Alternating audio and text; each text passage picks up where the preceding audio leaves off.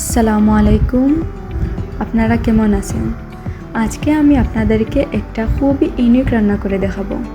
আমার ধারণা গ্রাম অঞ্চলে পরিচিত হলেও এই রান্নাটা শহরের জন্য খুবই নতুন হবে।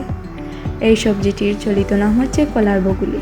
আবার একে কলা গাছ কিংবা কলা গাছের সাদা অংশ বলে থাকেন অনেকে, তবে আমাদের লোকাল ভাষায় একে ডেক বলে। এই সবজিটি শুটকি দিয়ে রান্না করে খেতে অসাধারণ লাগে, তবে গরুর মাংস কিংবা ডাল ও চিংড়ি দিয়ে একদম পানি কষিয়ে শুকনা বাজে খেতেও ভালো লাগে। আমি ডেকটিকে আজকে শুটকি ও চিংড়ি দিয়ে রান্না করছি। অন্যান্য সবজির মতো আগে পেঁয়াজ রসুন না কষিয়ে প্রথমে ডেকটিকে পাতিলে দিয়ে দেব।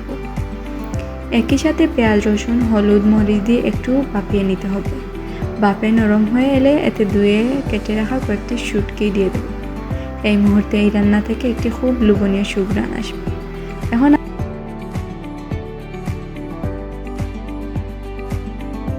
আমি এতে ভেজে রাখা চিংড়িগুলো দিয়ে দিচ্ছি। সবার শেষে রান্নাটা হয়ে আসার ঠিক আগে আমি এতে কেটে রাখা ধনেপাতা ব্যবহার করছি। এই ভিডিওটি আপনাদের কেমন লাগলো অবশ্যই কমেন্ট করে জানাবেন এবং এই নতুন চ্যানেলটিকে সাবস্ক্রাইব করবেন। আমাদের পাশে থাকার জন্য ধন্যবাদ।